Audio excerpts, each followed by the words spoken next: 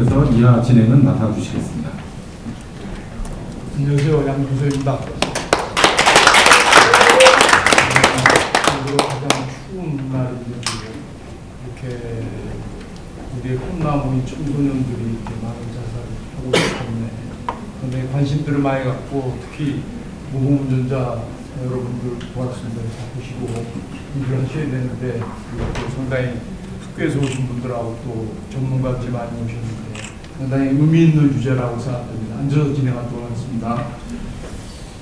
지금 박은진 교수님이 상당히 의사하시면서도 실제 청소년 건강센터를 맡으시고 또 교장 선생님도 하시고 해서 전 뭐 주제 발표들 많이 하셨지만 이렇게 실제적으로 리얼하게 그리고 학생들의 문제를 진지하게 이렇게 해부하셔서 발표하시는데 굉장히 감명을 많이 받았습니다.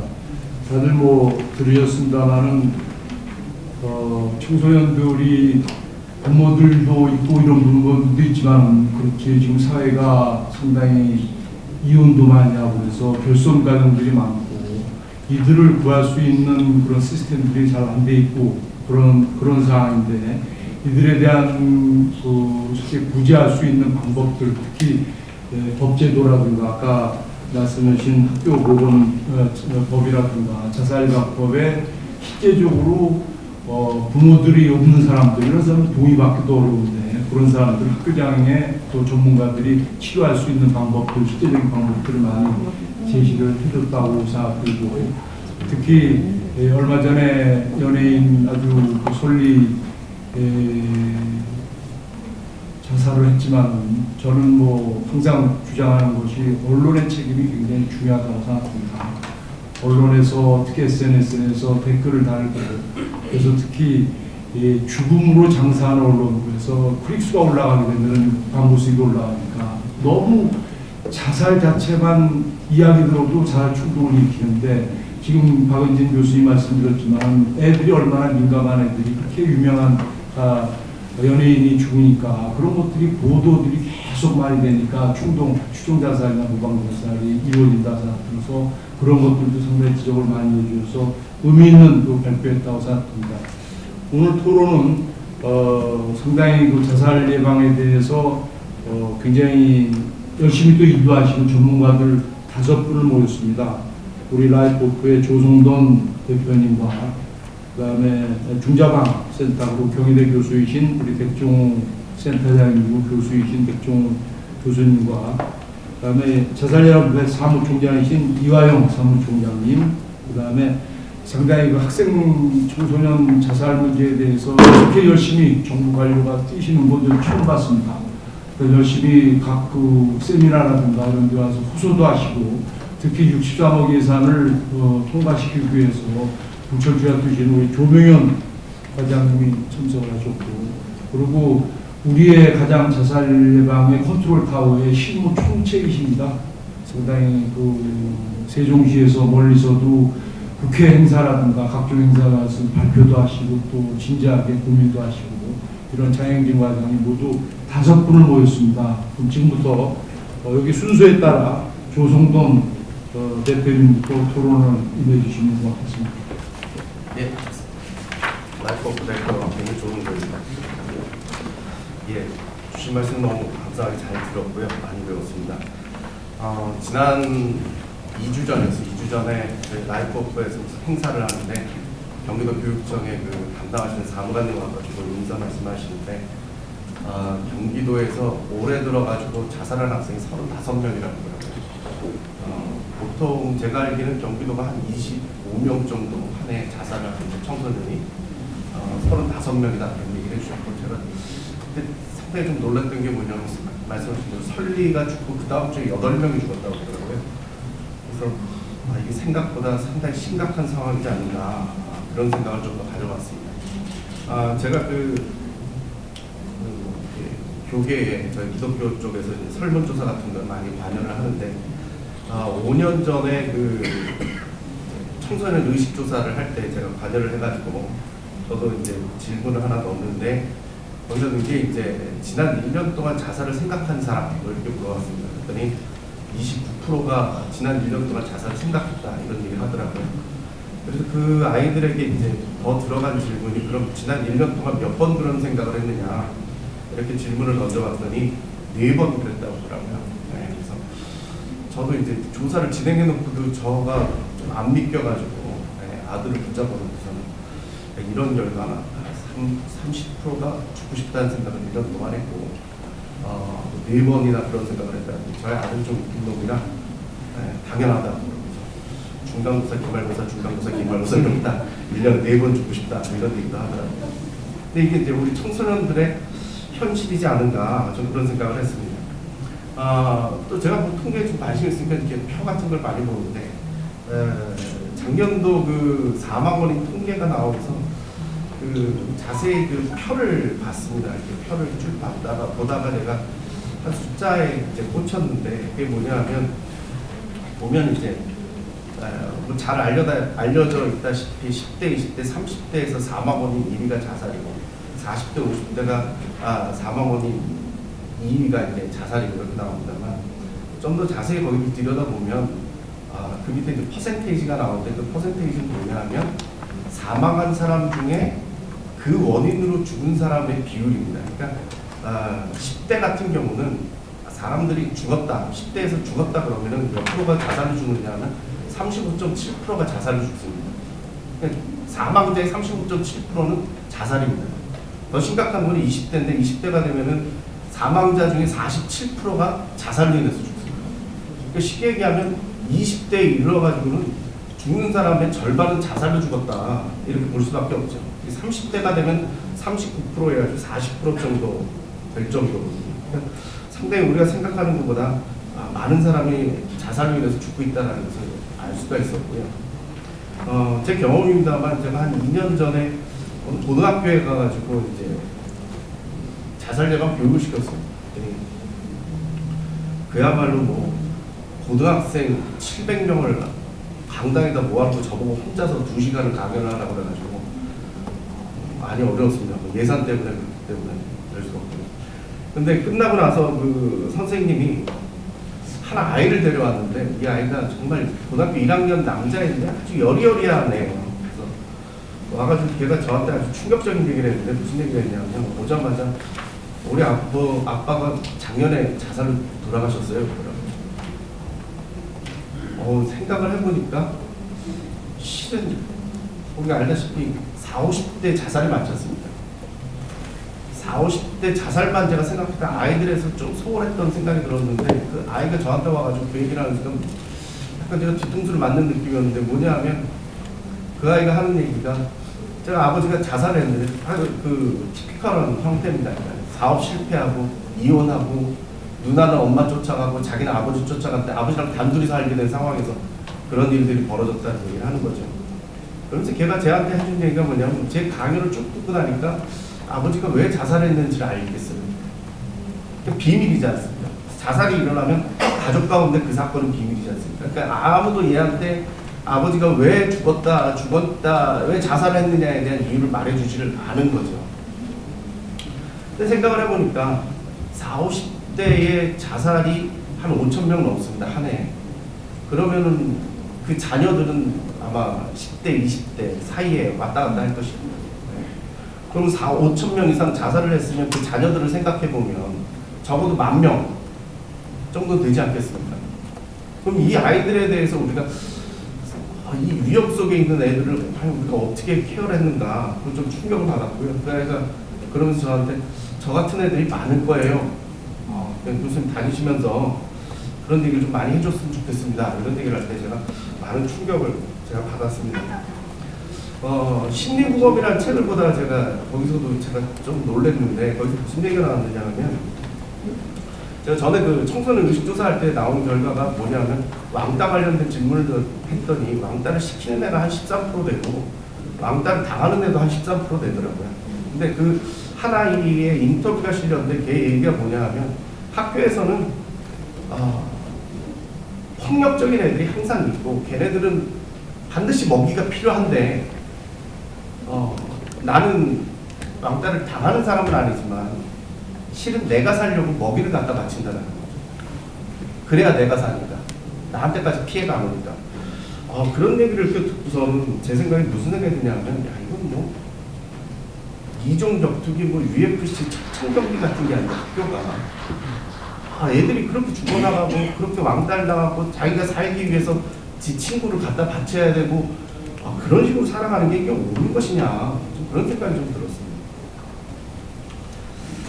저는 아이들에게 이 생명에 대한 면역력을 좀 심어줬으면 좋겠어요. 제가 아까 말씀드렸듯이 한 30% 정도가 4번 그런 생각을 했다라는 거는 우리가 이게 자살을 안 한다라는 건 죽고 싶은 마음 자체가 없는 건 아니고 실은 도덕적인 장벽들이 있기 때문에 그렇지 않습니까? 죽으면 안 된다라는 도덕적인 장벽들이 있기 때문에 실행까지는 안 가는 건데 어렸을 때 얘네들이 1년에 4번씩 그렇게 왔다 갔다 30%가 하면은 6년에 중고등학교를 보낸다면 얘는 몇 번을 왔다 갔다 하시겠어요? 그러니까 이런 비유가 맞는지 모르겠는데 도둑놈이 벽 한 번 넘는 게 어렵지 그 다음부터 쉬운 법이거든요. 그러니까 죽음을 막아주는 이 안전벽을 1년에 4번씩 넘어갔다 오는 애들이 과연 어른이 돼서도 살아있을까? 실은 청소년 때 실행할 수 있는 이 능력이 없기 때문에 살아있는 건지도 모르는 그런 상황 속에서 살고 있는 건 아닐까 싶어서 아이들에게 어려서부터 정말 학교에 이렇게 묶여져 있을 때 이때 자살 예방 교육을 정말 시키고 생명 교육 시키고 아이들의 가치관을 좀 심어줬으면 좋겠어요. 정말 제가 이렇게 현장에서 이렇게 겪어보면 옳은 얘기인지 모르겠는데 항상 학교들은 교육시킬 돈은 없다고 그러고 그래서 저희들이 모금해서 가야 되고 애들 교육시키려고 그런 상황 속에 있는데 그냥 아이들 1인당 한 10,000원씩만 좀 책정을 해주면 어떨까 싶습니다. 예방주사 맞듯이 애들이 1년에 2번씩 감기 예방주사, 뭐 독감 예방주사도 맞듯이 예방주사 맞을 돈 1인당 10,000원씩 책정해 주시면 1년에 2번 시킬 수 있을 것 같습니다. 정한되면 5,000원이라도 1인당 마련해 주시면 어떻게 좀 해볼 수 있지 않을까. 이 어린아이들이 아직 형성되지 않았을 때 아까 그 뇌사진제가 뭐 상당히 재밌게 봤는데 아직 형성되지 않았을 때 생명 가치관을 좀 올바로 심어줬으면 좋겠다 이런 생각이 듭니다. 하나 더 말씀드리자면 학교가 이렇게 공동체 형성을 했으면 좋겠습니다. 서로 믿을 수 있으면 좋겠습니다. 제가 청소년 그 자살 예방에 관련돼 가지고 강의됐다가 제가 이게 여기저기서 이제 듣지 않습니까? 제가 그 전문가들 얘기를 듣다 제가 깜짝 놀랐는데 무슨 얘기였느냐 하면 우리 어렸을 때 문제가 생기면 친구한테 얘기를 하라고 하잖아요. 친한 친구한테 얘기를 하고 상담을 해라 이런 얘기를 하는데 요즘 강사들은 무슨 얘기, 청소년 직접 상담하는 그 강사들은 무슨 얘기를 하냐면요. 믿을 만한 친구한테 얘기를 하라고. 친한 친구가 아니라 믿을 만한 친구한테 얘기를 해요. 친한 친구도 언제든 배신해서 정말 아까처럼 자기 이 비밀을 가지고 먹잇감으로 돌려버릴 수도 있기 때문에 믿을 만한 친구한테 얘기를 하라는 거죠. 그러니까 얼마나 이 청소년 이 관계들이 깨졌는지를 상징적으로 보여주는 말인 것 같습니다. 좀 자살 예방 교육이라는 것이 실은 공동체를 만들어가는 거거든요. 서로 믿을 수 있고 얘가 나를 죽일 수 있는 애다. 정말 현장 표현이죠. 나를 죽일 수 있는 애가 아니라 얘가 나를 구해줄 수 있는 애라는 이러한 그 공동체 의식을 가질 수 있게 만들어주면 좋을 것 같습니다. 그래서 이런 교육들이 지속적으로 이루어질 수 있게끔 만들어줬으면 좋겠고요. 저희 라이프코프에서는 올해 그 경기도 꿈의 학교 프로그램을 통해서 이쪽 그 파주에서 청소년 그룹을 하나 만들었습니다. 자살 예방.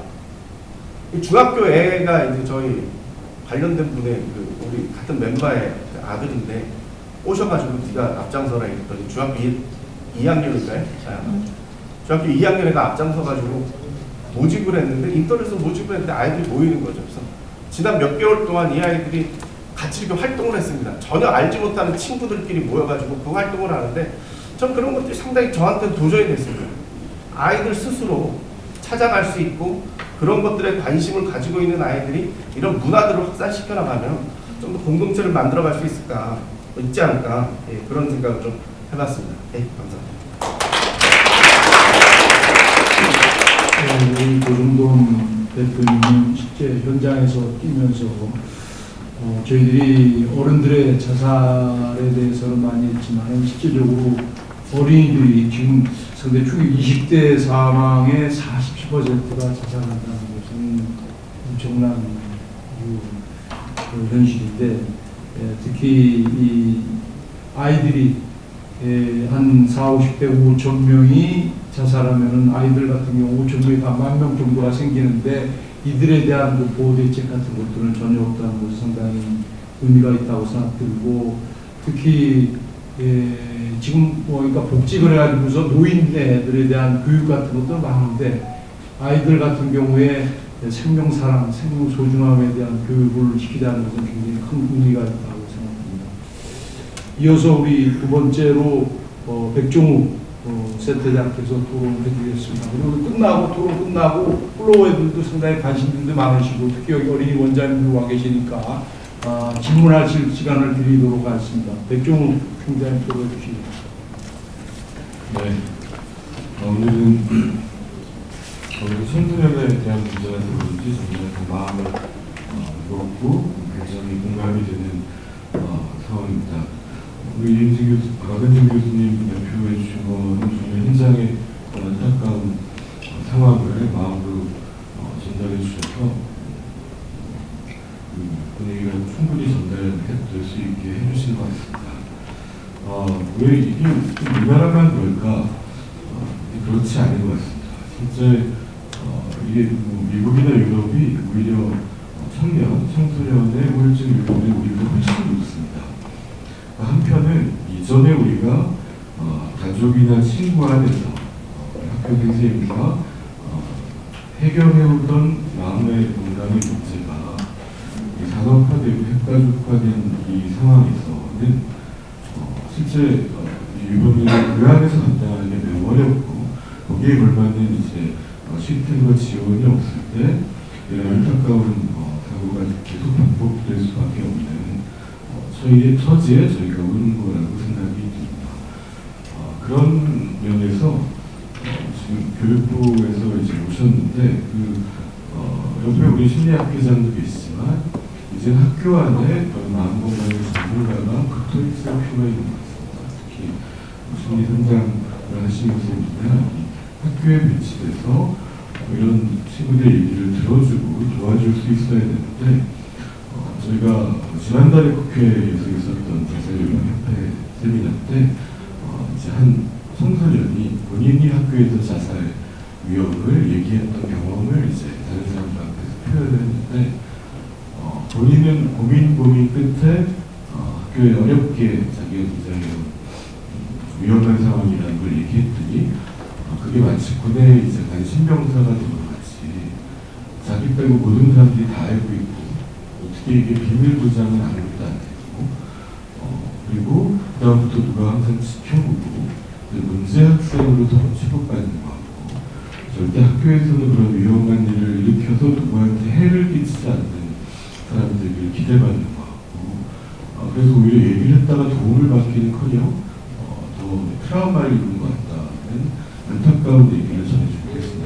몇 년 전이니까 현장에서 꼭 그런 법이 아니라 많은 분들이 쓰고 계시겠지만, 이런 위험한 상황에서 정말 제대로 어떤 조치가 취해지고 있는가, 그런 걸 지원하고 연계되는 전문가가 있는가가 우선 얘기가 돼야 될 텐데, 이 부분에 대한 예산이 영원이라고 하니까 더 좀 안타까운 상황입니다.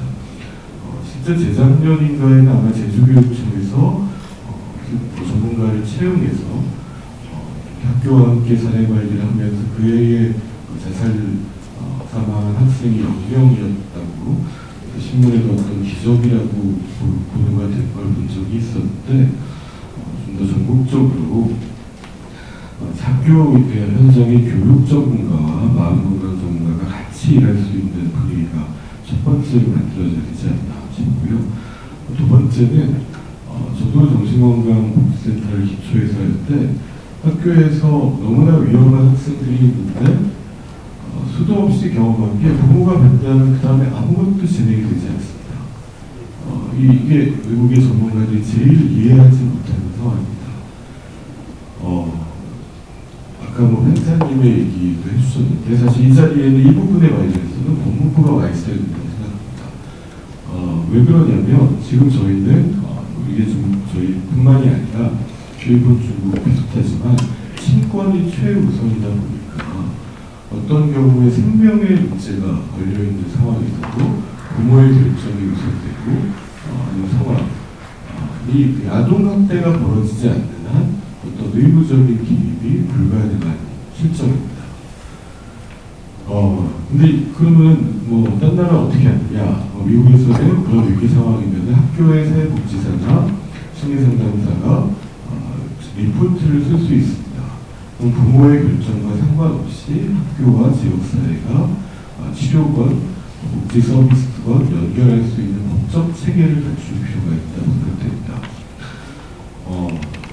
그리고 학교에 관련해서는 지금 아마 여기 국회 자살 예방 프로그램에 계신 맹성규 의원님이 학교 자살 예방 교육을 의무화하는 개정안을 제출하신 걸로 들었는데 그런 이제 정신 건강과 마음 건강의 교육에 대한 시간, 자살 예방 교육들이 학교 현장에서 또 이루어질 필요가 있다고 생각됩니다.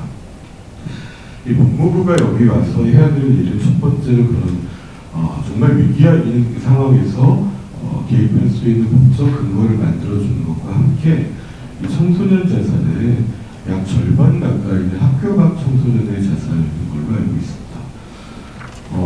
이게 이제 미국의 유타대는 청소년 자살이 뭐 다른 자살은 낮은데 좀 높은 거를 이제 공시관이 조사하다가 심리보험을 통해서 알게 된 게 이 자살로 사망한 청소년의 대부분이 학교 밖에 있었고, 그다음에 두 번째로는 사망 전후에 이제 법정에 또는 소년원을 먹었던 기록을 대부분 갖고 있었던 것을 발견했습니다. 그래서 도글라스 보건소가 그걸 근거로 유타대의 법무부를 찾아가서 법정에 이 자살 예방할 수 있는 팀을 만들어달라 제안했습니다. 처음엔 다 웃었죠. 이게 법원이 무슨 그런 일을 하는 일이야.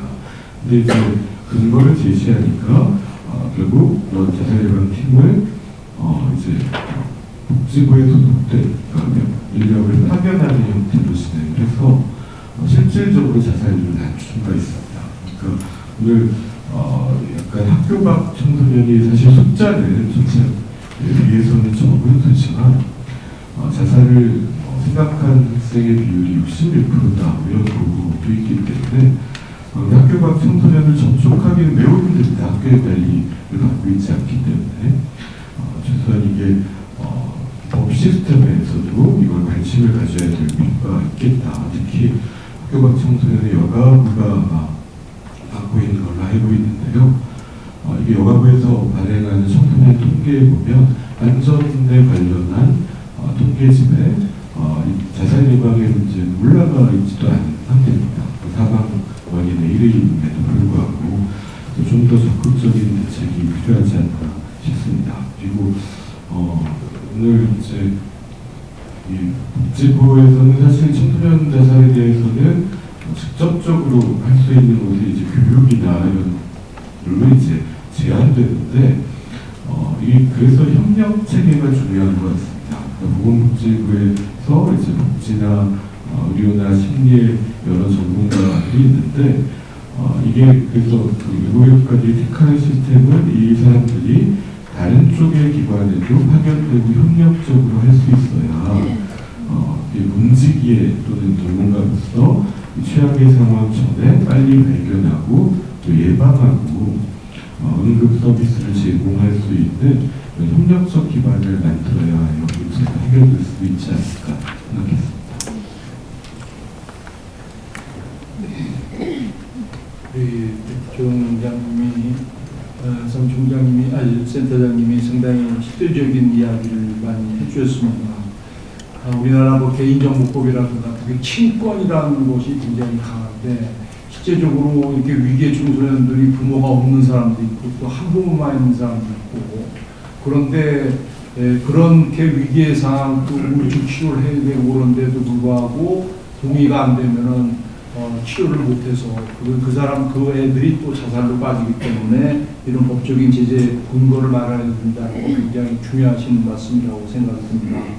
그리고 학교 안에 있는 학생도 있지만 학교 밖에 학생들이 한 50% 되는데 이들을 관리할 수 있는 것은 학교에서 할 수가 없기 때문에 우리 사회 또 우리 모두가 같이 관심을 갖고 해결해야 될 거라고 중요한 말씀하셨습니다. 그래서 여기 자리에는 의원님들은 가셨지만 또 여기 우리 하승재 국회 포럼에 총 책을 맡고 계신 하승재 시장이 계시고 보좌관 분 계시기 때문에 다음에는 저희가 이 법무부 쪽도 접촉을 해서 그분들이 좀 모여서 같이 고민을 하고 또 어떻게 법적 근거를 만들 수 있는지 그런 거를 마련을 하도록 하겠습니다.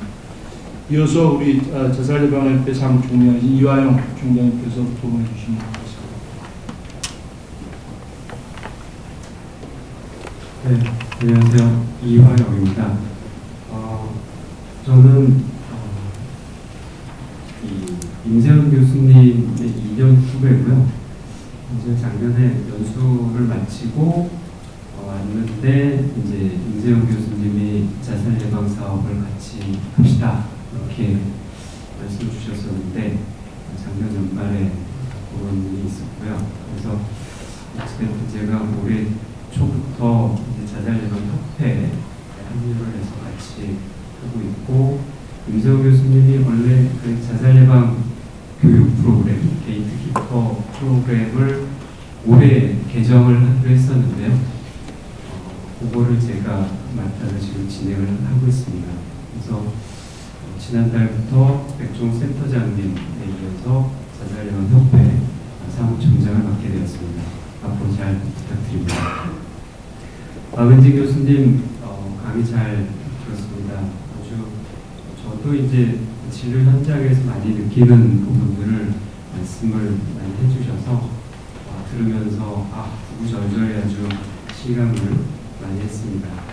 사실 이 청소년 우울증에 그러니까 자살하면 바로 그 뒤에 이제 우울증 이렇게 따라오는데 청소년기 우울증의 주된 증상이 반항하고 비행행동하고 폭력적인 성향을 가지고 있고, 그래서 실제로 학교에서 괴롭히는 학생 그리고 괴롭힘을 당하는 학생 어떻게 보면 둘 다 이제 도움을 받아야 될 대상인데 사실은 그런 어떤 폭력을 행사하는 학생들 자체도 기저에는 우울감이 있을 가능성이 많다는 거죠. 그래서 우울증이 있는 사람이 도움을 받아야 될 사람인데 나쁜 사람, 나쁜 뭐 이런 나쁜 학생 이렇게 인식되는 경우가 많이 있는 것 같습니다. 저는 이제 20대 군대 가기 전에 이 병사용 진단서를 꽤 많이 쓰는데요. 병사용 그러니까 결국 이제 중고등학생이 조금 지나면 이제 20대가 되고 군대를 가야 되고 뭐 이러는데 병사용 진단서를 쓰러 오는 학생들을 보면 거의 대부분 가정불화가 있고 학생 때 또래 관계에 문제가 있고 이런 경우가 많은 것 같습니다. 그래서 이 학생들이 군대를 가고 직장을 가고 뭐 문제를 일으키고 직장에 잘 적응 못하고 어떻게 가정을 꾸려서 2세를 낳으면 2세들한테도 비슷한 양육 환경을 미치다 보니까 계속 이렇게 악순환에 악순환 이렇게 되는 이 과정이 반복이 되는 것 같고요.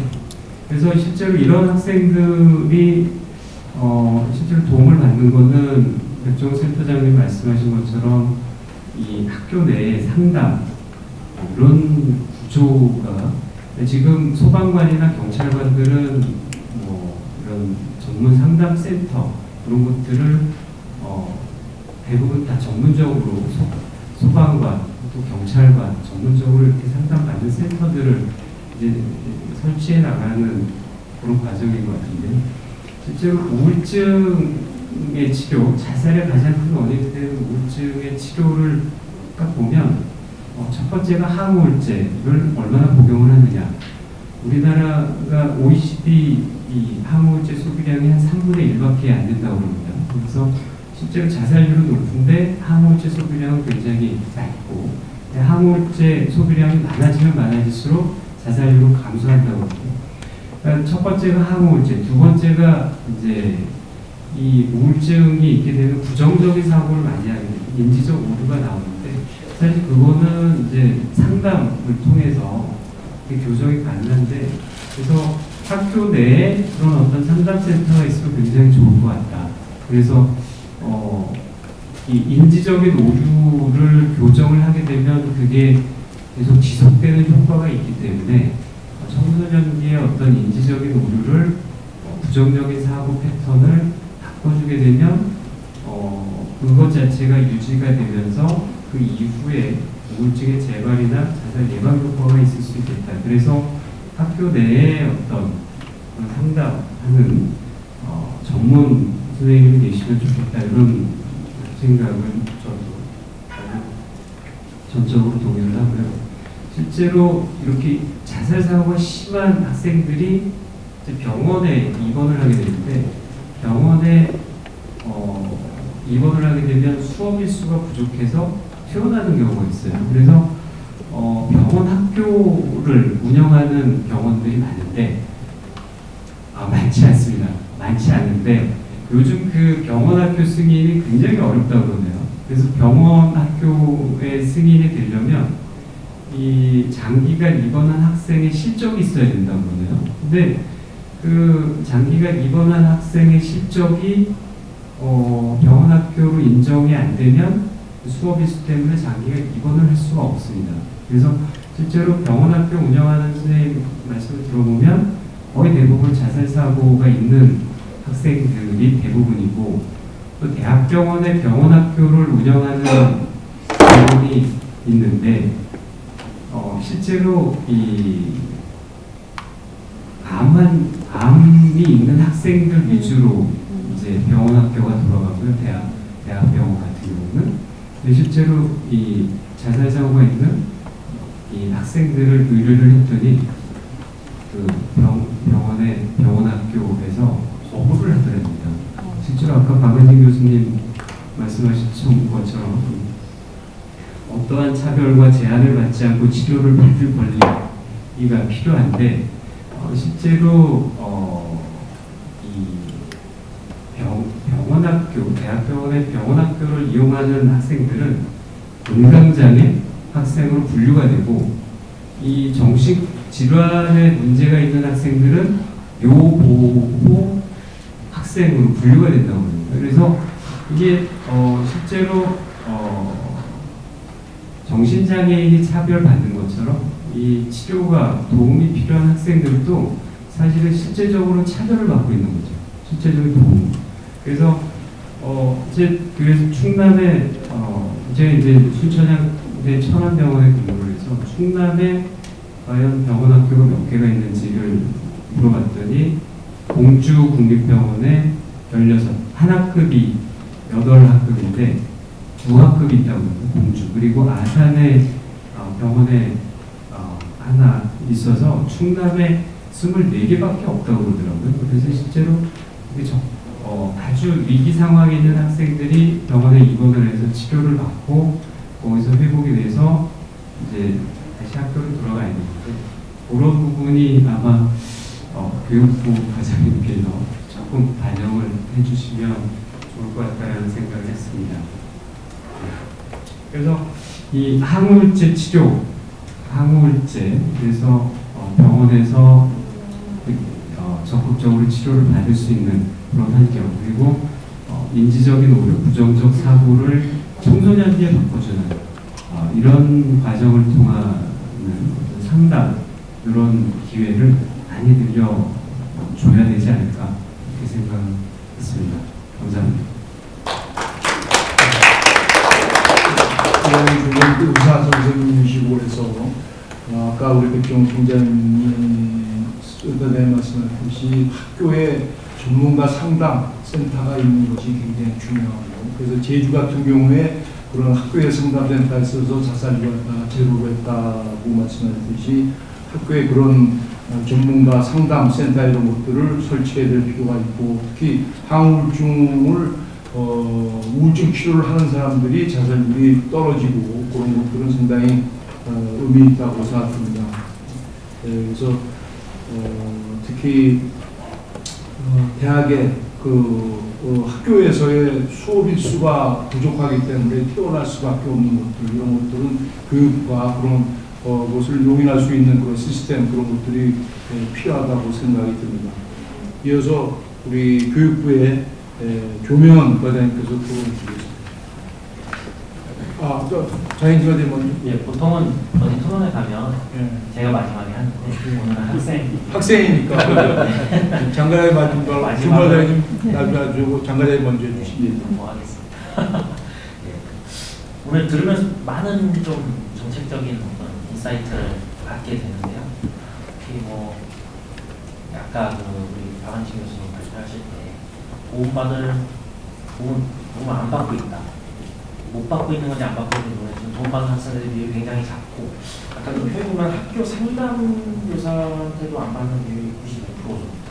그러면 정신과 병의원에 가는 거는 좀 어떤 사회적 장벽이 있어서 그렇다라고 하더라도 학교 상담교사까지 안 받는 아이들이 그런 부분에 대해서 교육적인 측면에서 도움을 더 받아야 되지 않을까. 그러니까 청소년 자살 예방하기 위해서는 예방, 발굴, 접종 서비스로 연결하는 요 3단계가 잘 맞아 떨어져야 되는데 요 앞단의 교육 쪽에서 지금 자살 예방 교육이라든가 이런 것들 생명지킴이 교육이 이렇게 하고는 있는데 조금 더 학생들이 도움받기 교육을 하는 부분을 조금 더 반영해야 되지 않을까. 그래서 저희가 그 보고 듣고 말하기 지금 업그레이드 버전을 만들고 있고 하지만 또 내년에도 더 작업을 하고 하면 학생 버전에는 좀 그런 부분들도 한번 좀 더 강조해서 개발할 때 하는 것이 필요하지 않을까 하는 생각이 들고요. 또 아까 그 시스템, 제도적인 그런 부분들이 많이 필요하다고 하셨는데 특히나 서비스 쪽으로 가면 서비스를 제공하시는 분들의 개인적인 역량도 굉장히 중요하지만 발굴 쪽에서는 시스템적인 부분이 굉장히 중요하다고 생각하거든요. 예를 들면 아까 청소년인 유족, 아까 조성정 교수님 말씀하셨는데 청소년인 유족들도 경찰에서 유족들에 대한 사건 조사가 끝나면 그냥 집으로 가게 됩니다.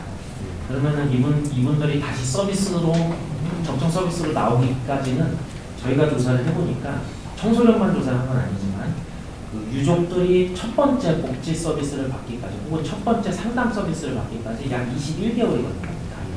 약 2년에 가까운 시간을 아무 서비스를 받지 못한 상태로 있다가 그제야 이제 사회로 나올 용기를 내셨거나 아니면 정보를 얻게 돼서 이제 나가게 되시는데 이 기간 동안이 상당히 위험한 기간이라고 생각되고 근데 유족 같은 경우에는 그동안에는 이런 시스템이 거의 없었는데 이번에 조금 그 작년에 우리 맹성기 의원님 예산을 반영해 주셔서 지금 강원, 인천, 광주에서 유족 원스톱 지원이라는 그런 경찰하고 같이 이제 현장 협조 체계를 마련해서 유족들이 발생했을 때 바로 가서 이제 정신과복지센터 바로 가서 이제 초기 상담을 해주는 걸 했더니 2018년 전체 해당 지역에서 2018년 1년 동안 연계됐던 유족보다 서비스 시행하고 한 달 동안 연계된 유족이 훨씬 더 많았어요. 그러니까 그 정도로 지금 이 발굴 시스템이 아직 체계화가 조금 부족하다. 그래서 아까 청소년 유족을 포함하는 얘기지만 이건 뭐 전체 유족에 대한 얘기지만 그런 부분에서 조금 더 유족 서비스에 대해서 좀 이렇게 발굴할 수 있는 시스템을 좀 전국적으로 좀 확대해 나가는 계획이고요. 아까 그 조성동 교수님 얘기하시면서 조금 더 또 들었던 생각인데 그 청소년 아까는 그 고등학생이라고 하셨잖아요. 근데 예를 들어서 7살, 5살 이런 아이들은 부모의 자살을 어떻게 받아들일까 하는 생각도 아까 언뜻 들었어요. 그러면 그거에 대해서 부모들이 아빠가 돌아가셨는데 어떻게 돌아가시는지를 설명하려고 할 때 굉장히 막막할 거라는 생각도 듭니다. 그런 부분에 대해서도 조금 어떤 자료 같은 걸 개발할 필요성이 있지 않을까 하는 그런 생각도 잠깐 듭니다. 그건 뭐 아마 전문가분들의 도움을 받아야 되는 거고요. 그 시도자, 그 아까 발굴 측면에서 조금 저희가 청소년에 특화된 정책은 아직 뭐 저희가 복지부 차원에서 이렇게 많이 하지는 않기 때문에 지금 일반 의원들에서 자살을 실제로 시행해서 사망한 사람들이 지난 2개월간 어디를 방문했냐를 보니까 60% 이상이 의원을 방문했습니다. 60% 이상의 의원 방문했고 그 중에 80%가 정신과가 아닌 의원을 방문했습니다. 그러니까 다른 신체적인 어떤 질환이나 어떤 증상들 때문에 그래서 저희가 비정신과에서 좀 이런 부분들을 스크리닝을 해서 정신과나 적정 서비스를 할 수 있는 다른 곳으로 연계하는 걸 지금 좀 건강보험을 통해서 하는 방법을 조금 생각을 하고 있거든요. 그래서 그런 부분들이 된다면 지금은 그 20대까지만 우울증 검사를 해서 20대까지만 우리에 적용이 되게 되지만 조금 더 확대를 하면 청소년들이 주로 이 자살 행동을 하기 전에 겪는 어떤 질환들을 조금 더 빅데이터를 통해서 분석한다면 그런 부분들도 적절히 좀 걸러질 수 있는 그런 시스템이 되지 않을까 하는 생각을 해보고요. 마지막으로 동의가 없을 때 서비스를 연계하지 못하는 문제는 청소년뿐만 아니라 전체적인 문제입니다. 이게 일단 가족들이 자살이라고 타이틀에 붙는 거를 굉장히 싫어하시고요. 그러니까 서비스를 받으려고 하지를 않으세요. 정신건강복지센터나 응급실에서 사후관리자가 이렇게 접근을 하려고 해도 동의율이 상당히 떨어집니다. 그래서 지금 원혜영 의원님하고 또 김상희 의원님도 이렇게 좀 작업을 해주고 계시는데 법안을 이렇게 해주고 계시는데 일정 조건에 맞는 자살 시도자, 예를 들면 재 혹은 3차 자살 시도자라든가 아니면 일정 조건에 맞는 유족들은 동의 없이도 정보를 연계해서 일단 가서 서비스 안내까지는 할 수 있게 하는 방안들도 저희가 한번 지금 법안에 들어가 있습니다. 그래서 그런 부분들도 같이 한번 좀 진행을 하는 방안을 같이 하고 있다는 말씀을 드립니다. 네, 감사합니다. 우리 장 과장님이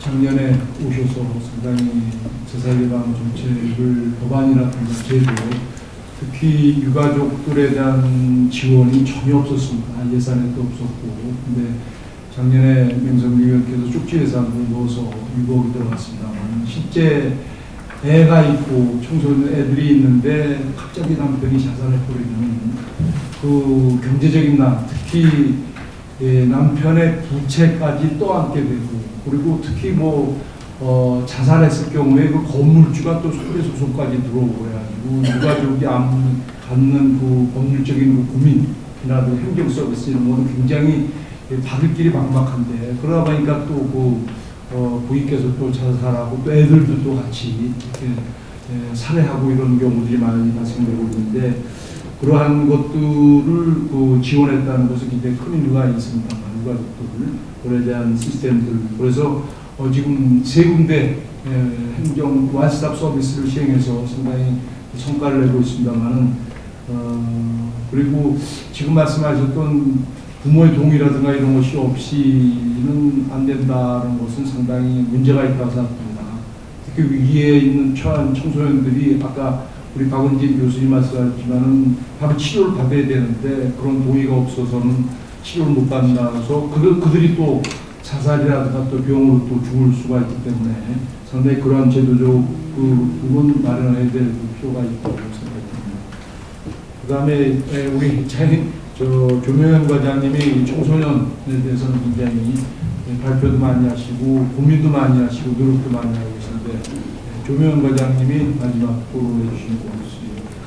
네, 교육부의 조명현입니다.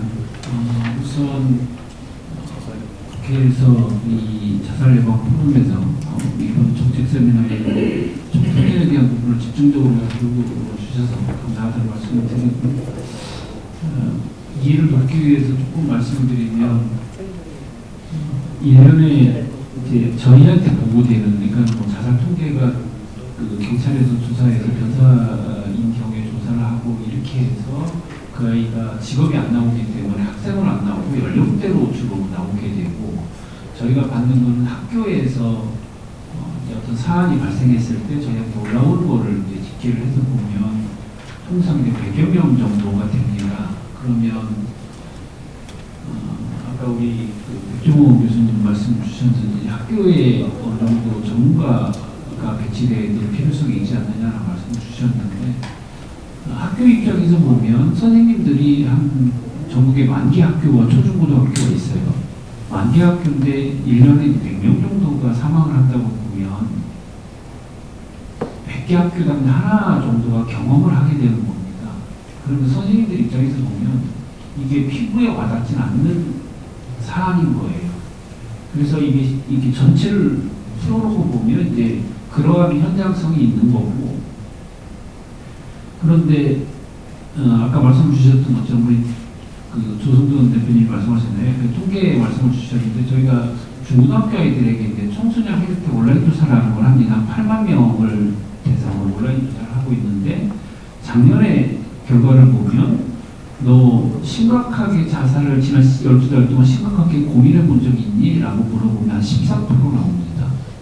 그러면 중고등학생으로 계산해서 보면 보통 300만 명이라고 보면 한 30몇만 명 정도가 심각하게 고민했다라고 얘기를 하는 거지 않습니까? 실제로 시행해봤어? 네가? 근데 이제 거기에서 시행해봤어에 대한 부분은 본인이 주관적인 거기 때문에 나는 뭐를 준비도 해봤고 약도 사봤고 뭐 이런 거 어디 올라가도 봤고 뭐 이런 실행에 대한 마음으로 깊이 먹어서 뭐 지나가다가 한번 이렇게 생각도 해봤어요. 이렇게 이제 다르긴 하지만 그게 보통 한 3.1% 됩니다. 그럼 그 인원이 지난 1년 동안 한 9만 명 이상이 심각하게 시도해봤다라고 대답을 하고 있는 거거든요. 근데 그렇게 따지고 보면 굉장히 또 숫자는 많습니다. 그래서 아이들이 그런 생각을 갖다가도 또 회복되고 또 현장에서 잘 활동할 수 있도록 공부할 수 있도록 하는 것이 이제 중요한 문제이긴 한데 제가 전체적으로 보면 이제 그런 현상이다라고 하는 말씀을 드리고요. 또 하나는 아까 그 경기도 얘기를 잠깐 주셨는데 사실은 저희가 이렇게 보고를 받았을 때 작년이 굉장히 높았습니다. 그러니까 뭐 원인은 청소년과 관련해서 재작년에 비해서 그러니까 2009년도에 가장 높았고 점점 이렇게 주는 추세였는데 재작년, 작년에 이렇게 조금씩 올라가면서 작년이 꽤 높았었는데 금년에는 이제 다행스럽게 좀 낮아졌었어요. 근데 이제 높아지는 이유를 전문가분들이 주로 말씀하시는 거는 이제 이런 자해나 이런 문제가 많아지면서 훨씬 더 높아졌다라고 걱정을 하셨었는데 지난달까지는 전체적으로 좀 적다가 안타깝게도 10월달 한 달 이후에 지금 11월까지 굉장히 많이 증가를 하고 있습니다. 그래서 10월달 같은 경우는 한 달에 저희가 보고받는 숫자가 10명, 20명이 넘는 적이 한 번도 없어요. 지난 5년 동안. 근데 10월달만 이제 20명이 넘게 이제 보고가 되고 있어서 이게 참 그 유명인의 어떤 자살이 특히 또래나 이 청소년에게 미치는 영향이 굉장히 크다라고 하는 건 확실한 것 같습니다.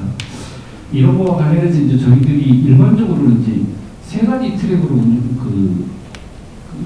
현장에서 그 대책을 만들어서 운영을 하고 있는 건데 일반 학생에 대해서는 아까 말씀 주신 것처럼 생명존중 교육이라든가 이런 부분에 대해서 실시를 하고 있는데 이 부분을 어느 부분까지 외부 강사를 모셔서 교육한 것만이 교육이냐 아니면 학교 선생님을 통해서 교육을 할 거냐라는 건데 어쨌든 저희 입장에서는 후자입니다. 이게 특별하게 어떤 이벤트로 한번 모여서 교육하는 것이 아니라 학교에서 인성교육이나 이런 측면에서도 같이 교육이 됐으면 좋겠다는 측면에서 저희들이 교육을 하고 있는 거고요. 그리고 이제 고위험군을 찾아내는 문제인데 그 찾아내는 문제와 관련해서는 뭐 담임선생님이 체크할 수 있도록 하는 부분도 있고 또 저희가 3년에 한 번씩 정생등 특성검사를 해서 이렇게 고위험군을 찾아내기도 하고 이렇게 찾아냅니다. 찾아낸 아이는 이제 결국은 지역사회에 연계를 시켜서 치료를 하게 하는데 그럼 이 지역사회 연계가 잘 되느냐 이렇게 발견된 아이들이 고위험군으로 발견된 아이가 연계되는 율이 76% 정도 됩니다. 그러니까 나머지 약 24%는 연계가 잘 안 되고 있고요. 연계이 안 되는 24%의 아이들의 70%는 부모가 동의하지 않아서입니다.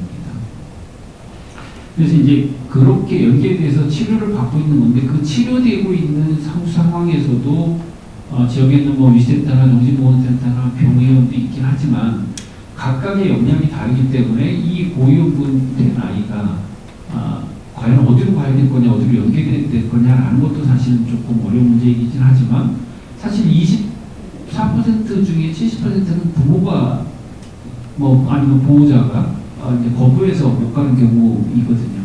그래서 저희들이 지난 3년 동안 이제 찾아가서 그 학교에서 요청을 하면 찾아가서 그 부모님도 또 선생님도 만나서 그 아이를 치료하게 하는데 보통 그렇게 만나는 1년에 만나는 아이가 1,500명에서 2,000명 정도 됩니다. 그래서 그런 사업들을 하고 있는데 이게 사실은 아까 말씀드렸던 것처럼 이제 집약을 하면 하면 전체를 모아놓으면 숫자가 많아서 굉장히 중요성이 인정이 되고 있는데 이걸 17개로 이렇게 펼쳐서 보면 아까 말씀드렸던 것처럼 완쾌학교에서 그렇게 중요하게 보여지진 않는 것 같아요. 그리고 사회적인 관심도 워낙에 청소년에 대한 부분이 성인 자살에 비해서 훨씬 더 숫자도 적고 그러다 보니까 관심도 훨씬 적은 것 같습니다. 그래서 이제 저희들이 아까 우리 부위장님이 말씀 주셨던 것처럼 국고 예산에는 담아서 국회 오지 못했지만 지난 교육위에서 상임위에서는 최소한 청소년 자살 문제도 국가가 직접 국고를 들여서 해야 되지 않겠느냐라고 해서 이제 증액이 된 게 63억 원인데요. 그 내용이 뭐냐면 저희가 지금 시범적으로 민간단체하고 협약해서 하고 있는 것 중에 하나가 청소년들이 문자를 주로 좋아하니까 이 문자로 상담을 요청을 하면 저희들이 한 200명 되는 선생님들이 자원봉사를 하고 있습니다. 24시간 자원봉사 대기를 하고 있고요. 그 중에 이제 한 30명 되는 분들이 유료로 유급으로 상담사를 저희들이 채용을 해서 자원봉사자들이 할 수 없는 시간대, 심야 시간대라든지 이런 때는 이제 이분들이 지금 상담을 하고 있는데 보통 하루에 많게는 500건에서 적게는 뭐 100여 건씩 들어와서 평균 220건 정도가 매일같이 상담이 들어옵니다. 근데 그게 모두 다 자살과 관련된 상담은 아니죠. 아이들이 청소년들이 정신적으로 어려움이 있을 때 이제 상담을 요청하고 있는데 이제 그런 상담 시스템이 좀 더 체계적으로 가기 위해서는 국고에서 지원이 됐으면 좋겠다라고 하는 거에서 이제 그 부분이 하나가 들어가 있고요. 또 하나는 아까 말씀 주신 것 중에 이제 유종 얘기가 나왔는데 사실은 제가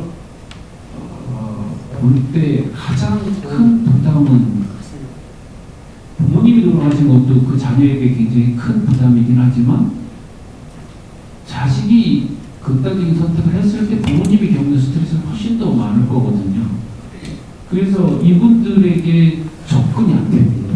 사실은 그게 너무 본인에게는 마음을 열 수 없는 상황이고 우리 아까 장관장님이 실제로 어른이 자살했어도 그 유족이 마무리하는데 21개월 걸렸다고 하는데 그게 부모님인 경우에는 자식을 먼저 보낸 경우에는 훨씬 더 어려울 거거든요. 그래서 이분들을 지원하시는 부분이 반드시 필요하다라는 생각이 들고요. 이게 이제 교육청이나 학교에서 이 업무를 담당하시는 분은 대개 이제 뭐 상담교사이건 보호교사이건 이런 분들이 하고 있는데 이 업무를 지속적으로 담당을 하다 보니까 이분들이 너무 힘들어하세요. 그래서 그분들을 지원할 수 있는 부분이라든지 여러 가지 그런 부분의 몇 가지를 저희들이 이제 제안을 했고 그 부분이 교육위에서 이제 의결돼서 예결이 가 있는데 아마 그 부분이 잘 됐으면 좋겠다는 생각이 들고요.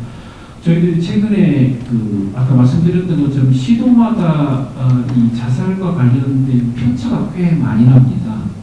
그 전체 학생은 경기도가 많지만 실제로 시도별로 보면 좀 더 많은 곳이 있고 좀 적은 곳이 있는데 안타깝게도 아까 우리 그 백종호 교수님 얘기하신 제주도 같은 경우에는 최근 몇 년 동안 자살 사안이 없어서 굉장히 좋은 평문을 들었었는데 안타깝게도 금년에는 또 좀 많아요.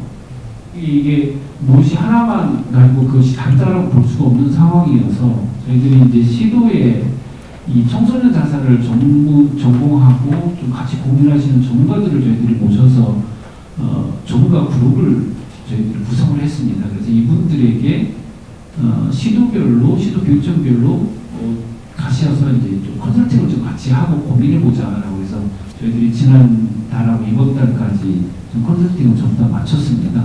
그래서 그 결과를 내일은 저희들이 이제 시도교육청하고 교육지원청이 전국에 180개가 있는데 교육지원청의 담당 과장까지를 전체 모시라고 해서 대전에서 저희들이 이제 1박 2일로 이 자살 문제를 가지고 전체적으로 좀 고민하는 시간을 갖고 있는데 이런 것처럼 조금은 저희들도 사실은 사안으로 보면 적지만 또 전체로 보면 굉장히 심각한 문제이기 때문에 나름대로 그 고민하고 대책을 좀 만들어 가려고 준비하고 있는데 이런 부분에 우리 국회에서도 또 우리 아치위원회라든지 이런 기자회견 포럼에서도 적극적으로 좀 지원해 주시면 감사하겠다는 말씀을 드리겠습니다. 네, 감사합니다. 네, 우리 학교 수가 10,000개 정도 되는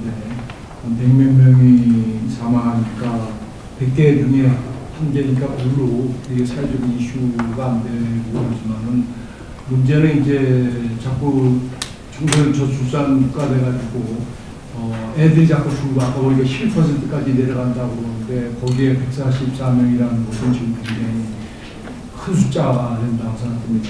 그래서 저희들이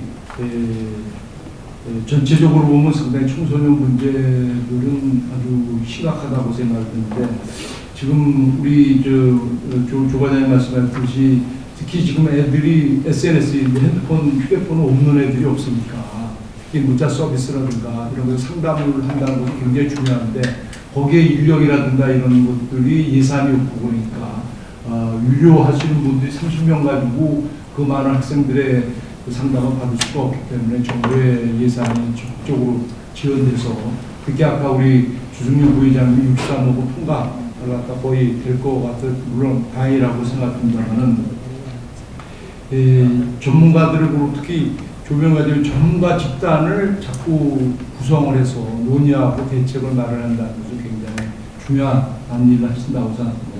이상으로 토론은 이것으로 마치고 여기 계신 분들이 상당히 전문가들이 많으신데 우리 조연석 심지학교 회장님이라든가 특히 또 어린이 원장님들이라든가 청소년 그 박진 또 총장님도 계신데 선거협회도 와 계신데 오늘 그 박은지 교수님이 발표하신 내용과 그다음에 지금 각계 전문가들이 토론하신 내용에 대해서 질문사항 있으면 질문해 주시면 고맙겠습니다. 요리 와서 마이크를 쓰시죠. 와서. 네, 그 라이프오프 강사로 활동하고 있는 김조면이라고 합니다. 저는 현장에 있다 보니까 오늘 말씀 참 많이 와닿고요. 여러모로 감사하고 각 기관들이 수고해 주시는 것은 저도 인정을 다들 하실 겁니다. 저도 못하는데요. 근데 오늘 이 자리는 뭐 잘 되어진 부분이 아니라 좀 더 보강되어졌으면 하는 부분들을 고민하는 자리이기 때문에 제가 현장에서 느낀 점을 몇 가지 좀 말씀을 드리겠습니다. 첫 번째는 제가 이제 그 지방에 있습니다. 지방에 올라왔는데요. 지방에서 이제 캠페인 활동이라든지 교육 활동을 하다 보면은 예를 들면 피켓 같은 것들을 만들 때 뭐 포스터 도안이라든지 이런 게 필요해서 곳곳을 살펴봅니다. 올해도 이제 축제, 마을 축제를 하면서 사실 중앙자살예방센터의 괜찮니 엽서라든지 여러 것들을 이제 신청을 하고 또 사용을 했고요. 포스터 같은 거 자료실에 뒤져가지고 찾아서 파일이 깨지니까 그것도 전문가한테 맡겨서 또 화질 개선하고 그것도 프린트하고 이러한 일들이 있었는데 어떤 거는 심지어 저작권 때문에 건드릴 수도 없는 자료들이 있습니다. 이런 부분은 좀 이런 그 공익 활동에 있어서 자료들은 좀 마음껏 쓸 수 있고 그리고 바로 쓸 수 있게끔 제작과 좀 공유가 필요하지 않나 싶고요. 그런 부분을 좀 만들어 주셨으면 하고요. 그 다음에 교육활동 아까 우리 종현 그 관님께서 말씀하셨는데 교사 선생님들이 하셔야 됩니다. 저도 동감을 하는데 실제 일입니다. 무슨 일이냐? 선생님 이제 제가 강의를 갔습니다. 그래서 지난번 강의는 1학기 때는 어떻게 하셨어요? 그랬더니 서류 처리했어요. 네, 서류 처리. 심지어 어떤 학교는 이 말씀을 솔직하게 말씀드리는데요. 아이를 강당에 모아놓고 PPT 하나 띄운 다음에 이 강의 했지? 하고 다른 강의 또 하고 이렇게 해서 그냥 그냥 실적 처리만 할 뿐이지 실질적인 교육이 안 이루어지는 경우가 간혹 있다는 겁니다. 다 그렇다는 게 아니라 학교가 그런 일들이 있기 때문에 내부적인 교육도 필요하겠지만 실질적인 외부적인 교육도 같이 안전망을 계속 얘기하고 있는데 이러한 것들이 같이 엮여져야 된다는 생각을 좀 하게 되고요. 그리고 제가 이제 캠페인 활동을 하면서 또 한 가지 겪었던 거는 제가 일부러 지역을 얘기 안 하는 이유 중에 하나가 제가 있는 지역에 광역정신센터에다 증립복지센터에다가 연락을 했습니다. 무슨 연락을 했냐? 팜플렛 좀 준비해 주시면 제가 가져다가 우리 지역에 2,000명, 3,000명 오는 축제에 우리 그 정신건강복지센터 팜플렛 돌리겠습니다. 자원봉사자들 시켜서 한 달 전에 연락을 드렸어요. 근데 2주가 지났는데 연락이 안 오세요. 그래서 다시 연락을 드렸더니 담당자가 출장 가서 확인이 안 된대요. 2주간 아무것도 안 한 겁니다. 그리고 다시 또 그러면 좀 확인 좀 해주세요. 일주일 있다 다시 전화를 했어요. 회의 좀 열어보고 할게요. 전날 다시 전화드렸습니다. 내일인데 제가 오늘이라도 당장 준비해 주시면 가져가서 하겠습니다. 죄송한데 무슨 말씀 드렸냐면 규정상 안 된대요. 우와 그래서 제가 했어요. 어떤 규정인지 알면 제가 그 규정 좀 확인해서 고칠 수 있게 하겠습니다. 했더니 확인해보고 연락드리겠습니다. 한 3, 40분 있다가 전화 왔습니다. 그런 규정은 없습니다. 이런 식으로 한다는 것은 사실 협업이고 뭐고가 아니잖아요. 어떻게든 해보겠다고 하는 사람들의 의지도 꺾고 이건 도대체 뭐지 하는 생각밖에 들지 않더라는 겁니다. 그래서 좀 그런 부분에 있어서 담당자분들 그냥 팜플렛 준비만 해주시면 가서 가지고 와가지고 돌리겠다는 것조차도 협업이 안 된다면 이건 좀 너무한 상황이 아닌가 싶고요. 교육 현장도 사실은 마찬가지입니다. 제가 지역 교육 학교도 다 다니고요. 그러면 교육청도 가려고 하는데요. 안 만나줍니다. 잡상인 취급해요. 갔는데 잡상인 취급 당한 적이 없지 않습니다. 다른 속상하지만 해야 할 일이라 생각하고 하고 있는데요. 이런 부분들을 우리가 좀 해서 예를 들어 교육부나 보건복지부에서 이런 활동을 하고 있는 단체들이 이렇게 있고 이렇게 연락하면 이런 프로그램을 학교에서 할 수 있습니다라는 1년에 단 한 차례 공문만 내려주신다고 하더라도 이게 서로가 연계가 되어져서 해줄 텐데 그런 단체가 있었어요. 저희도 죄송하지만 저희가 소개하지 못한 것도 있지만 이미 갖추어진 연계망에서 그러한 것을 좀 알려주시고 활용할 수 있게끔만 해주셔도 일일이 돌아다니는 수고도 적을 것이고 학교가 몰라서 그냥 동영상 들어주고 강당에서 서류 처리하고 하는 일들은 적어지지 않을까 싶습니다. 열심히 고생들 하시는데 죄송합니다.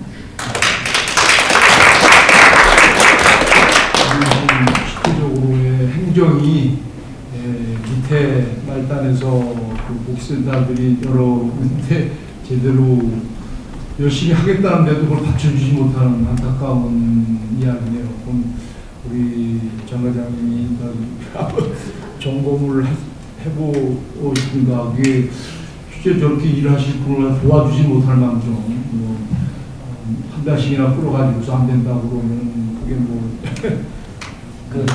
일단은 중자방에서 제작하는 모든 저작물은 오픈소스로 해서 다 잘 활용해 주실 수 있도록 그게 이게 박수받을 일이 아니라 원래 이렇게 해야 되는 겁니다. 박수받을 일은 아닙니다. 하고 그 학교에서 이렇게 아까 말씀드린 교육이 저희가 한번 예산을 조금 계산을 해보니까 만약 예를 들어서 그냥 학교를 다니는 12년 동안 표준고 학생이 2번 정도의 교육을 받게 한다. 내실 있게 하기 위해서 학급별로 한다. 지금 예를 들면 라이프오프에서는 학급별로 하는지 아니면 이렇게 강당에서 하는지 모르겠는데 예를 들면 건강증진에 관해서 학급별로 교육하는 경우도 있거든요. 전달력이 훨씬 좋겠죠. 그러면은 예산이 생각보다 많이 들어갑니다. 아까 우리 과장님 말씀하셨지만 2만 개가 넘는 학급이 있기 때문에 그래서 그런 부분에서는 조금 더 저희가 그런 어떤 민간단체나 이런 쪽으로 좀 더 협조를 할 수 있는 부분들이 뭔지 생각을 해보고 맹성비원님께서도 올해 국감에서도 좀 말씀하시는 게 있어서 조금 내년에 예산도 좀 더 반영을 해보는 방향을 해보고요. 아까 단체가 뭔지만 좀 안내가 돼도 협조하시는데 조금 도움이 되겠다는 부분은 한번 교육부 과장님하고 한번 얘기해보고 그런 협조가 될 수 있는지 한번 좀 고민을 해보겠습니다. 우리 조현석 위원장님 역시 우리 안실련에서 아까 말씀하셨던 것처럼 현장에서 실제로 교육 활동을 하고 있는 리스트를 이렇게 정리해서 한번 주시면 저희들이 이런 단체들이 하고 있다라는 걸 안내할 수 있을 것 같고 그 부분은 뭐 충분히 가능할 것 같긴 한데 지금 우리 장관장님 말씀 주신 것처럼 이제 학급으로 계산하면 전국에 있는 학급이 27만 학급입니다. 학급수가. 그래서 이거를 기본적으로 어떤 특별한 사안이 있을 때 우리가 이제 계기 교육도 하고 있고 이렇게 하지만 교육부에서 외부 전문가를 초청해서 교육하는 문제는 굉장히 신중하게 검토해야 되는 문제라서 그 부분은 한번 고민을 해보겠습니다. 조현석 회장님. 예, 박은진 교수님, 또 토론자분들 말씀 잘 들었습니다. 저는 이제 열심히 참여하면서 이제 공부를 하고 있는데 오늘 그 여러 선생님들께서 그 학교 현장에 전문 상담사가 필요하다는 이렇게 말씀을 들으면서 굉장히 공감이 되고 실제로 이제 우리 학회 산하에 학교 심리학회가 있습니다. 그래서 이제 그 행사들을 진행하는데 제가 지난달에 이제 다녀왔어요. 학교 현장에서 우선 이제 뭐 아이들 문제 중에 이제 죽는 문제니까 굉장히 심각하게 생각을 하고 어떻게 이제 대책을 세워야 되는지에 대해서 저희도 고민을 많이 하고 있습니다. 그런데 이제 우리가 걱정하는 건 이거예요. 이제 학교에 지금 교육부에서 상담사로 배치를 하고 있는데 그 상담사의 이제 질의 문제에 대해서 저희가 고민을 하고 있습니다. 그러니까 뭐 그분들도 다 열심히 하고 있지만 좀 더 질적인 부분의 관리가 필요하다. 그래서 그분들을 좀 더 그 교육부에서 챙겨서 교육을 할 수 있는 그런 어떤 프로그램을 좀 만드는 게 좋지 않은가 이런 생각을 하고 있고요. 이 예는 다는 아니지만 제가 직접 만났던 부모님이 지방에서 오셨어요. 그래서 제가 멀리서 오신다고 해서 그곳에서 받도록 계속 권유를 했는데 못 받겠다고 해서 이제 제가 만났던 경우가 있는데 그 아이가 무슨 얘기를 했냐면 학교 상담사한테 찾아갔는데 상담이 아니다. 그 계속 자기 경험담을 얘기하시면서 마치 할머니가 홍대하듯이 계속 이제 이런 식으로 하더라. 그게 상담이냐. 부모님도 그렇고 이제 이런 말씀을 하시더라고요. 저는 물론 뭐 그게 다는 아닐 거라고 봅니다. 그러나 지금 저희가 이제 가 있는 그 상담사의 그런 자격 요건을 볼 때 좀 아쉽다 이런 생각을 하고 있습니다. 그래서 향후에 학교에 배치하는 그 전문 상담사의 질을 좀 확보할 필요가 있다 이런 생각이 듭니다. 현재 우리나라에 그 민간 자격증이 8,000개가 있어요. 실제로 3시간만 온라인 교육을 받아도 상담사가 됩니다. 지금 법적으로 상담할 수 있는 자격에 제한이 없기 때문에 지금 누구 따나 뭐 그런 민간 자격증만 가지고 가면 저희는 석사를 하고 3년 트레이닝을 받고 박사에 준하는 자격을 갖췄을 때 학회에서 자격증을 줍니다.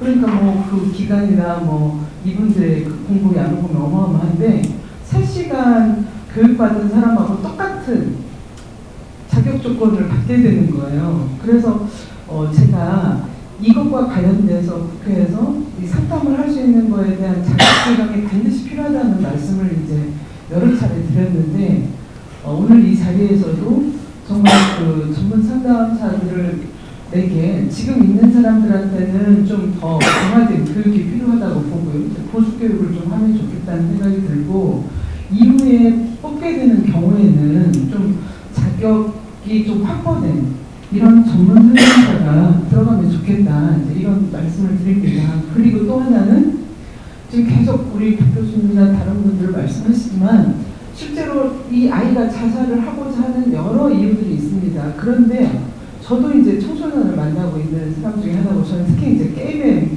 문제 있는 아이들 뭐 거의 매일 같이 이제 보고 듣고 뭐 하고 있는데 부모예요.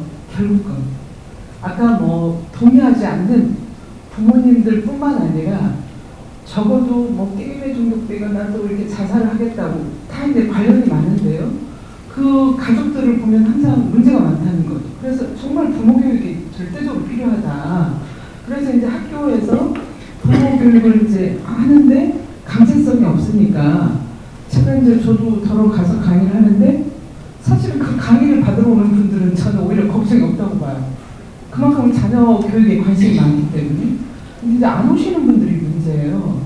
그래서 이 안 오시는 분들, 부모님들이 교육을 안 받는 분들 물어보면 뭐 막걸리에 뭐 뭐시고저고 이유가 많다고 하는데 좀 교육부에서 이 부모 교육을 조금 뭐 강제로 의무화할 수는 없지만 되도록이면 많은 부모들이 받을 수 있는 그런 어떤 그 기획을 해보라고 하면 좋겠다는 생각을 하는 게 요즘은 저녁에 이제 프로그램을 많이 하게 돼요. 부모님들이 퇴근하고 오면. 근데 훨씬 더 많은 분들이 참석을 하세요. 저도 가보면. 그리고 또 부부가 같이 오는 경우가 많고. 저는 저한테 특강을 요청하면 되도록이면 부부가 올 수 있는 시간. 합니다. 엄마만 오는 시간이 아니라. 근데 훨씬 더 효과가 있고 반응이 좋아요. 그래서 이 전문 상담사의 질을 확보하는 거, 그 다음에 부모 교육을 좀 더 어떻게 많은 분들이 받게 할 것인가에 대해서 좀 고민할 때가 되지 않았나 이런 생각을 하고 있고, 사실 저는 이런 주장을 계속 공적으로 사적으로 하고 있는데, 부모가 되기 전에 부모 교육 받고 결혼할 때 부모 교육 받고 이런 것들이 지금 이제 안 계시는데 좀 부의사님한테 말씀드려서 이런 것들이 좀 복잡화가 돼서 이건 할 수 있을 것 같아요. 혼인신고하러 가기 전에 교육을 좀 받고 와라. 결혼하기 전에 좀 몇 시간 교육을 좀 받아라. 소정에. 이런 것들이 좀 복잡화가 되면 이것도 굉장히 자살뿐만 아니라 다른 부분에서 예방교육이 되지 않을까 하는 생각을 개인적으로 하고 있습니다. 그래서 이 차제에 좀 부모교육을 어떻게 시킬 건가를 좀 고민하는 그런 자리가 되면 좋겠다 하는 생각을 가지고 있고, 우리 심리학교에서는 이런 자살을 상담할 수 있는 전문성을 갖추기 위해서 매년 저희가 이제 그 프로그램을 진행을 하고 있습니다. 그래서 앞으로 더 열심히 하겠다는 생각이 들고, 정말 오늘은 마음이 아프네요. 아이들을 굉장히 다루니까. 네, 그렇습니다. 고맙습니다. 아까 하신 말씀 중에 잠깐 좀 덧붙이면요. 그 학교 현장에서 예산이 없다는 건 저도 절실하게 느낍니다. 그래서 저희 같은 경우에 이제 본부에 말씀을 드리고 자원봉사자 그룹을 만들어서 예산이 없어도 아이들한테 시간만 주신다면, 우리에게 시간만 주신다면 학급별로 들어가서 저희 학급별로 하는 게 원칙이에요. 그렇게 하고 있거든요. 그러니까 또 그렇게 안 될 경우에 또 뭐 예산이 저희가 무료로 안 될 경우에는 저 같은 경우에는 지역 그 인터넷 그 카페 같은 데다가 우리 소중한 아이들의 생명을 지키기 위해서 여러분들의 자금이 필요합니다. 기부도 받습니다. 그래서 실제로 저희 그 인근 학교 3개 학교도 그렇게 해서 예산을 다 만들어서 했고요. 그러니까 꼭 정부에서 예산뿐만 아니라 민간에서도 얼마든지 할 수 있고 그런 뜻이 있는 분들이 계시니까 교육부 차원에서는 저희는 시간을 좀 만들어 달라는 겁니다. 제가 다음 주에도 금요일날 세종의 모 중학교를 가는데 거기도 1, 3학년 전체 학생들을 강당 맨 바닥에 앉혀서 수업을 받게 하겠다고 하는 겁니다. 너무 미안합니다. 가서 얘기하는 것조차도. 그런 게 아니라 좀 아이들이 정말로 주의 깊게 잘 듣고 얼마나 가치 있는 삶인지를 이야기를 해줄 수 있게끔 그러한 분위기를 좀 만들어 주십사는 거고, 그건 예산 문제를 넘어서야 된다라고 생각을 하고 있다는 겁니다. 이상입니다. 또 우리 하승재 시장님 말씀.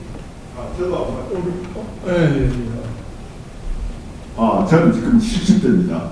그리고 이런 문제에 대해서 참 관심이 많습니다. 젊은 사람들이 많이 사살하고 이렇게 하고 저 친구가 공인회계사입니다. 이 분야의 전문가도 아니고 아닙니다. 그런데 여기서 이제 14페이지 보니까 있지 않습니까? 주 정신건강 서비스 이용 시설 조사했는데 학교 내 상담 교수 표시인데요. 아까 누군가 이야기했는데 우리 소녀들은 12년 동안 학교에서 보내거든요. 그럼 상담 교사들만 하는 것 아니지 않습니까? 지식을 전달해주고 처음에는 담임 교사들, 그 다음에는 각 분야의 전문 교사님들, 그분들이 단순히 그러면 지식만 전달해주는 역할을 하는 겁니까? 그 애들을 관찰하고 우리가 그 할 적에는 담임 선생님이라든 선생님을 참 잘 듣고 했거든요. 그분이 오히려 부모님보다도 더 큰 영향을 행사했습니다. 그리고 또 이제 저 개인적인 거기 있는데요. 저 여동생이 고등학교만 졸업하고 나중에는 방송 대학을 가가지고 이제 그걸 했어요. 했는데 그리고 무익업도 했습니다. 그런데 부산의 어느 학교에서 상담사를 모집하더래요. 그래서 기술고등학교 개통이 났거든요. 그래 상담사를 갖다 자기가 자원을 해가지고 거기 해가지고 자원을 했대요. 그리고 교육도 받고 했는데 처음에는 걔들한테 설득을 하려 했대요. 운영을 하려 했고 배운대로 가르쳐 주려 했대요. 그러니까 그리고 이제 한 며칠 뒤에 다음에 한 번 더 만나다 하니까 대답은 예 해놓고 안 오더래요. 그런데 지가 곰곰이 한번 생각해봤어요. 내가 크게 전문가도 아니고 많이 배운 것도 없고 하니까 한번 들어주는 것만 해보자. 마찬가지. 그런데 생각 밖으로 이제 기숙고등학교 학생들은 문제가 참 많대요. 요구하는. 그래가지고 방법을 바꿔가지고 무조건 들어만 주대요. 아, 그렇네. 참, 아이고, 힘들었겠네. 맞장구 치주고. 그러니까 다음에 약속하니까 오더래요. 다음에 또 상담하러 오고. 처음에는 교육시키고 훈육하려 하니까 다음에는 안 오더래요. 그런 어떤 방법론에 대해서 제가 저 여동생한테 들은 이야기를 갖다 지금 한번 혹시나 참고가 될까 싶어서 합니다.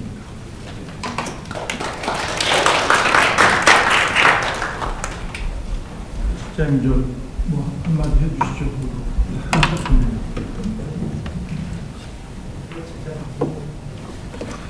오늘 좋은 말씀 잘 들었고요. 제가 뭐 덧붙여서 드릴 말씀은 없는 것 같고, 지금 전문가들께서 제안해 주신 내용, 특히 조 회장님께서 말씀해 주셨던 이제 법률적인 제도 개선, 이런 부분은 좀 더 심도 있게 좀 장기적으로 검토를 좀 해봐야 될 것 같고요. 우선적으로 그 학생들의 자살 예방을 위한 정부의 책임을 조금이라도 담보할 수 있는 어느 정도의 예산이 전혀 없었다는 부분에 대해서 행정부뿐만 아니고 예산심을 함께하고 있는 입법부로서도 무한한 책임감을 느끼고, 이번에 조 과장님께서 애써 마련해 주신 68억 원의 학생 자살 예방 예산이 우리 국회 예산위 예결위에서 끝까지 꼭 통과가 되어서 내년부터는 학생 자살 예방 사업에 정부와 국회가 함께 손잡고 일할 수 있는 그런 기회를 만들기 위해서 최선의 노력을 다하겠다는 말씀을 드리고 좀 말씀 마치겠습니다. 후보자분들하고 후보에서 말씀하셨던 분들에 대해서 발표하신 박원준 교수님.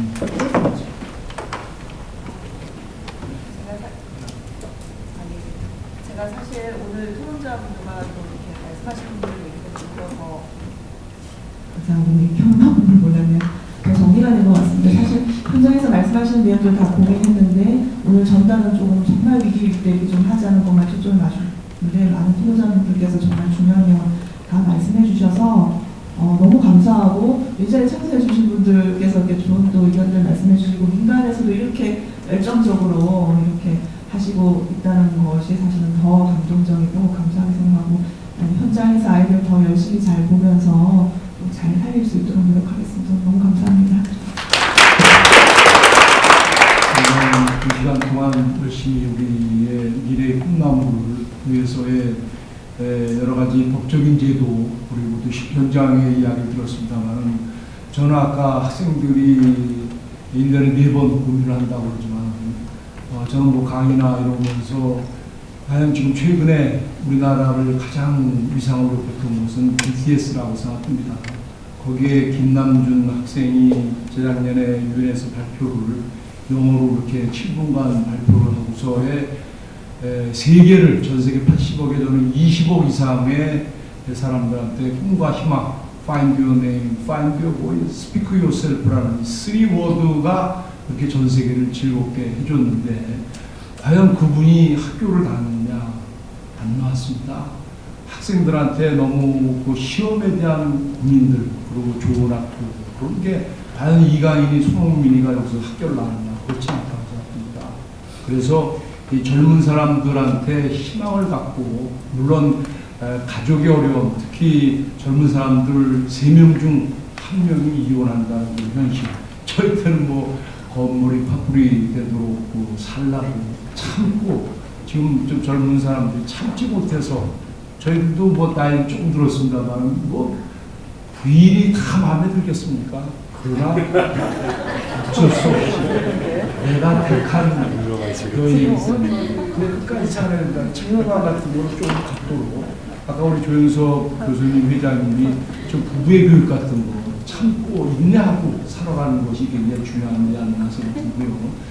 저는 가천대에서 지금 행자부 정부가 안전에 대해서 굉장히 신경을 많이 쓰지 않습니까? 그래서 전국에 460개 안전체험관이라 설치되어 있습니다. 그래서 지자체, 구청에 특히 뭐 화재라든가 가스라든가 심폐소생술 그런 것도 중요하지만은 그런 460개 안전체험관에 생명사랑체험관, 그래서 사회복지에 있는 사람들이, 어려운 사람들이 어떻게 혜택을 받을 수 있는지, 그 다음에 아까 말씀드렸듯이 해야 될 말이라든가 하지 말아야 될 말들, 그 다음에 특히 청소년들이 BTS 같은 경우 그 사람들도 애들도 저 보니까 어려움을 했을 때 그런 고민을 했었는데 그렇게 성공한 사례, 그래서 긍정적인 그런 메시지들이 전달할 수 있는, 거기에 1년에 무려 240만 사람들이 보고 느끼는데 그런 것도 설치돼서 청소년들이 꿈과 희망을 갖고, 그런데 저는 뭐 부모들이 교육할 수 있고 잘 할 수 있지만 부모가 없는 사람들 많기 때문에 이 청소년 문제들은 우리가, 사회가, 그리고 국가가 모두가 합쳐서 해결해서의 이 자살을 줄 수 있는 길을 갖다 마련해야 될 것이 우리들의 역할이라 생각들어서 점점 더 이 국회 자살 예방 포럼의 역할이 중요하다고 생각들어서 좀 더 심도 있고 이런 자리를 앞으로도 마련하도록 하겠습니다. 2시간 넘게. 아이고. 네네. 저 라이프 오프 F 영수라고 합니다. 예. 오늘 이제 말씀 못 드리면 잠 못 잘 것 같아서. 예, 짧게 말씀드리면요. 저도 이제 외부 이제 청소년 자살 예방 관련해서 이제 세미나를 이제 다니고 이제 느낀 거를 이제 좀 잠깐 말씀을 드리면요. 우선은 이제 제가 조금 아쉬워하는 거는 이제 교과서에 이제 교과과정 가운데서 이제 학교에서 이제 뭐 이런 정신건강 자살 예방 관련해서는 이제 과목이 이제 윤리나 이제 도덕에서 이제 과목에 이제 편성이 되어 있는데 굉장히 제가 알기로는 이제 그 시간이 굉장히 짧은 걸로 알고 있어요. 그래서 어차피 청소년 자살 예방 교육의 어떤 그 예산이 많이 부족하다고 한다면 교과서 내에서의 이런 생명이나 사랑, 그런 인문학적 작품이라든가 더불어서 아까 우리 교수님께서 말씀하셨던 그 배치에 관련된 그런 이야기와 더불어서 도움을 줄 수 있는 전화번호와 함께 이렇게 소개가 돼서 좀 분량이 좀 더 늘어나고 그렇게 된다면 학교 선생님들도 충분히 1차적으로 학생들에게 그러한 삶과 생명에 대한 이야기들을 좀 나눌 수 있어서 좀 좋을 것 같다라는 생각이 들고요.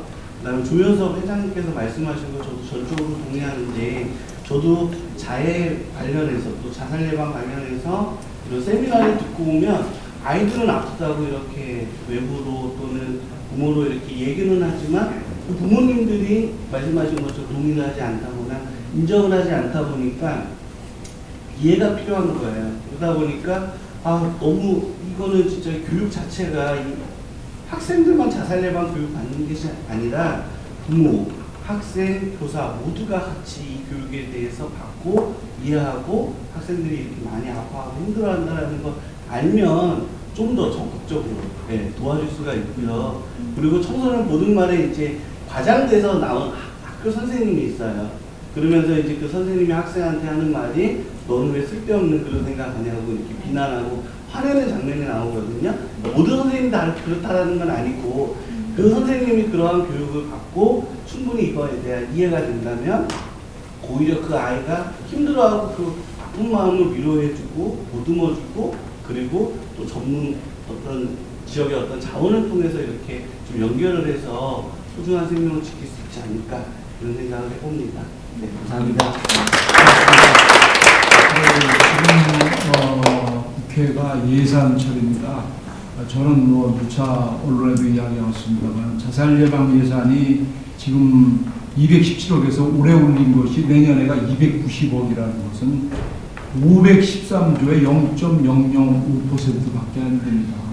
지금 정부가 3대 프로젝트를 하고 있지 않습니까? 교통사고 예방, 산재 예방. 근데 자살이 제일 많이 발생되고 있는데 이 예산을 290억 가지고서 일본은 한 8천억 쓰고 있기 때문에 그래서 무엇보다도 예산이 확보돼야 되기 때문에 예산이 확보될 수 있도록 노력하고 특히 자살은 정부만에 할 수 있는 일이 쉽지 않다고 생각합니다. 그래서 최근에는 우리 그 시민단체라든가 특히 언론들 이 자살 보도를 않는 것이 하지 않는 거, 핀란드나 오스트리아는 자살 보도를 하지 않으니까 그래서 특히 언론도 중요하지만 저는 종교계 어르신들, 종교계 분들이 적극적으로 참여해서 특히 청소년들 같은 경우 교회 학교도 있고 다 여기서의 종교계도 해서 모든 기관들이 힘을 합칠 때만이 이 자살을 대폭 줄일 수 있다고 생각합니다. 장시간 동안 열심히 참여해 주셔서 너무 고맙습니다. 감사합니다.